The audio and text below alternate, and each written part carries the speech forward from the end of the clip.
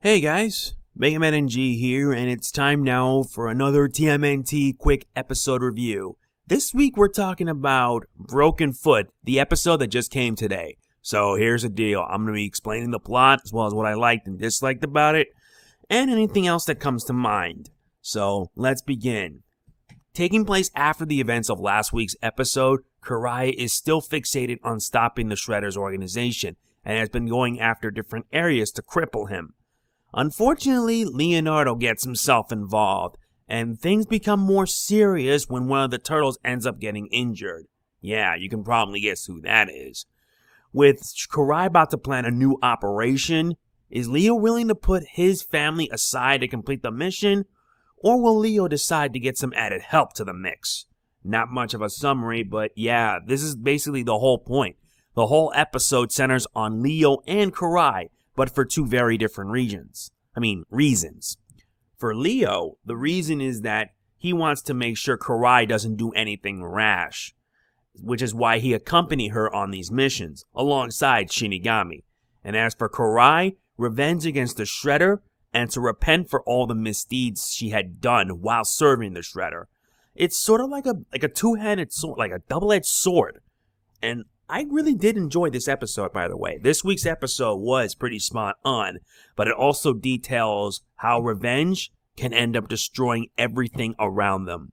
And it really does show alright, especially with the fact that Donnie ends up getting injured and forced to the sidelines for a while. Without Donnie, things were actually at a disadvantage, and the Turtles, as well as Karai, decided to work together to stop the enemy forces.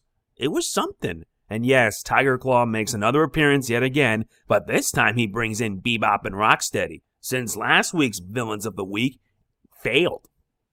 And it's still hilarious, but remember, Bebop and Rocksteady are still threatening no matter how you look at it.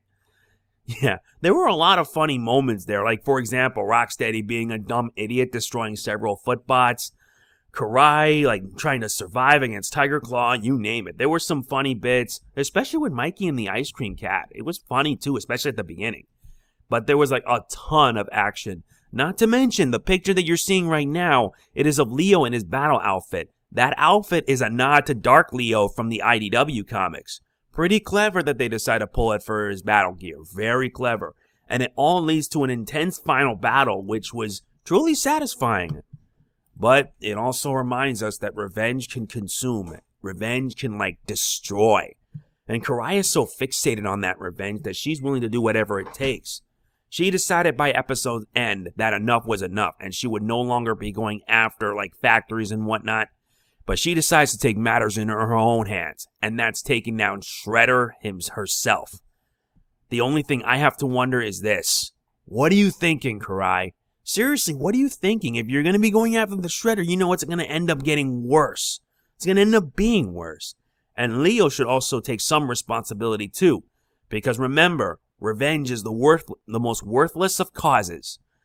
And since we saw Donnie getting injured because of that revenge, that is the result. And I feel that this also shows some faults in Leo's character. Because yes, he wants to help Karai and he doesn't want to do anything rash. But to see him, see his friend, his brother get injured, that's a problem. And right away, he could have just said, count me out. I don't want to do this anymore. But he still does it anyway, which is a fault. And I also feel that this is also a sign for Leo-Karai shipping. I don't know why, but it just is. I could be wrong about that, because this episode is proof of that Leo actually is worried for Karai. But Karai assures him that she'll be fine. Heck, after the explosion, the factory was destroyed. You can actually see Karai using her own powers to heal herself. She suffered scars throughout the fight, and then her face basically turned blue, and they were gone. Again, another example of her powers. I mean, that really is surprising. But overall, I really did enjoy this episode. The humor, the action, everything was spot on. I loved it. I give this a 9 out of 10. It is a very good episode. And I recommend you guys watch it when you have the chance. I was able to watch it when it aired on TV. And I know it's going to end up being aired on the website on Tuesday. I don't know why they're having it on Tuesdays, but whatever. It's fine by me. But yeah, that's it for this week's episode review. It really wasn't much of a review because I just made this review after watching the episode. But in the future, I'm going to make sure I provide my thoughts when I get a clear understanding of things. and that's going to be that way for next week's episode. So I hope you guys enjoyed it. That's it for this week's TMNT quick episode review. I hope you guys enjoyed it as much as I have. And if you did, please be sure to hit the like button. It really does mean a lot to me. Please be sure to provide your thoughts in the comments. Please be sure to subscribe. And if you want to be even more awesome, please be sure to check out my Patreon as well.